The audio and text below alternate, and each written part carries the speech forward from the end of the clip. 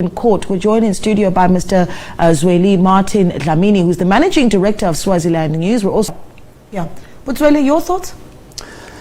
Of course, the story violated media ethics because ethics are very clear that you cannot name a suspect before he appears in court. And even though we can understand that considering the dynamics of the fourth industrial revolution, information spread very quickly, but we cannot use that as an excuse to break the law because as a media, we must ensure that we adhere to the journalistic norms and ethical standards so that we can be trusted by the society. If such things happen, it then attracts unnecessary attacks towards the media by the public because through journalism ethics, it's where the public is able to hold us accountable. You will understand that in the midst of this fourth industrial revolution, the media now, particularly online media, is too interactive. People engage with the media through online platforms. They are able to criticize our stories. They are able to comment. They are able to even praise us where we have done what they believe we excelled. So in this regard, this story that was published by The Bridge, it was a huge embarrassment to the media because even though we would like to break the story first, but we must do that within the framework governing the media industry. Yeah. Can we just break down that framework just for clarity, Butemba? Because I don't want a discussion where we're speaking amongst ourselves as journalists because we know what the framework is. And perhaps you can give us a few examples on what the regulations and the rules really are so that the public is able to say, how can you name that person already when they have not appeared? So in what cases does that actually, does that regulation or that rule then take form? I know that in cases of sexual violence, for instance, there are slight tweaks to what we can and can't do as the media until there is a charge sheet. Precisely. One of the challenges that we have, like I have mentioned, is wanting to be the first to break the news. However, there's a law that should not be broken while we're trying to break the news. When we try to balance, it is in the public interest or it is not, that on its own becomes a challenge. However, the law can be broken because it is in the public interest. It was not in the public interest to publish the name of a suspect before, not even he appears. He pleads in court, guilty or not guilty. You are not going to name him even when he appears in court. That's what the law says. So the press law is clear, is very simple, is clear and succinct. So unfortunately, what we found in most cases that we want to be the ones to break the news, to be the ones who get audiences, to be the ones who get the likes and retweets and stuff like that. Unfortunately, that on its own brings a bad name to the craft of journalism. We have to guard this craft with our lives because, like I mentioned, when there's an attack from the media, either from political parties, either from other interest parties, from other different stakeholders, that on its own puts a bad name on journalism. Most journalists go to school unlike before. It's a profession. It is no longer something that we have just to say, no, it is journalism and then it ends there.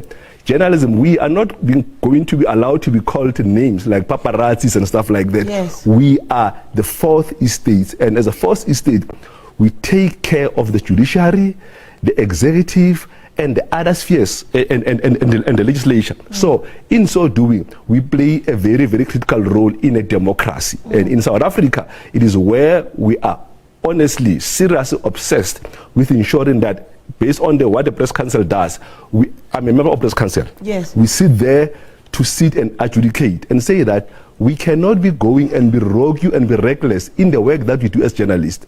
You mentioned earlier on in that interview that you had earlier on that if you mention a child, you mention a child who has been raped or whatever in a criminal case, that child is tomorrow's future. What would happen? Those are the things that brings a bad name to journalism, and that shouldn't happen at all. Yeah. So that the law is there, is clear. We shouldn't hide about public interest and stuff like that. We should adhere to the basic tenets of journalism. Yeah, Babu Dlamini, you yourself are a journalist that is operating in South Africa, but you're the editor of Swaziland News. You're operating in South Africa because of political tensions in the country, correct? correct? Yes.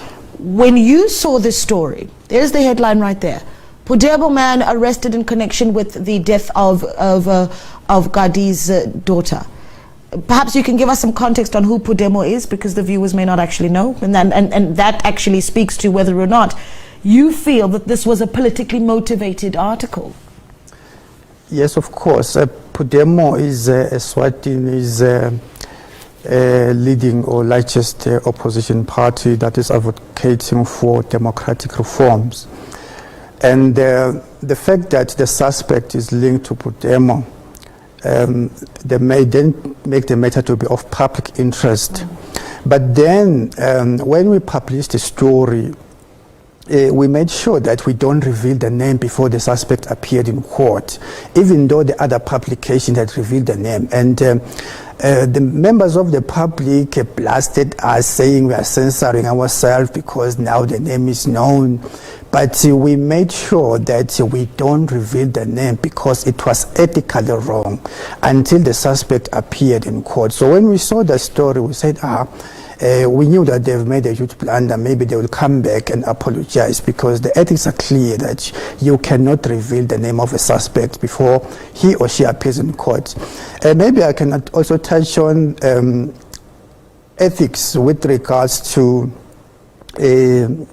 revealing the names of victims and why it is unethically to do so. Yeah, we just quickly, as I step in, as I interrupt you, what we've got up on the screen here is a piece written by yourself, Mr. Dlamini, and we've highlighted you where you say the name of the suspect cannot be revealed for now, pending his court appearance. This was the article on the same story written by your publication versus the Bridge that published his name. Yes.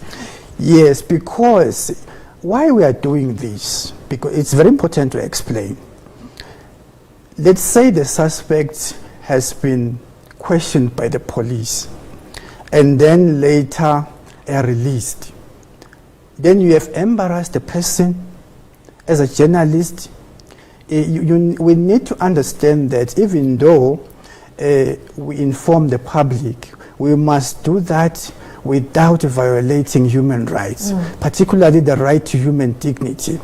The fact that we must wait until the suspect appears in court, we are avoiding a situation whereby while the police are doing their work investigating the suspect, maybe based on reasonable belief or reasonable suspicion that the suspect has committed a crime, when they do their investigation, they discover that maybe the suspect is innocent, but with links to their investigation, they will continue with the investigation, and then they decided to release the suspect. Well, we need to find that you as a journalist, you have named the suspect, and then you have committed a blunder, and you risk being sued.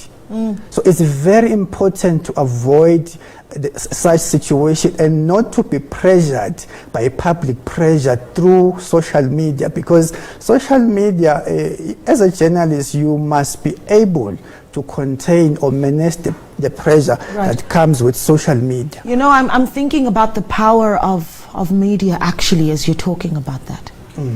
If Naledi Moleo is arrested for something, and I have not yet been charged or pleaded, and then I'm found to be wrongfully arrested, but there was a publication that told the world that Naledi Moleo was arrested for whatever supposed crime, are there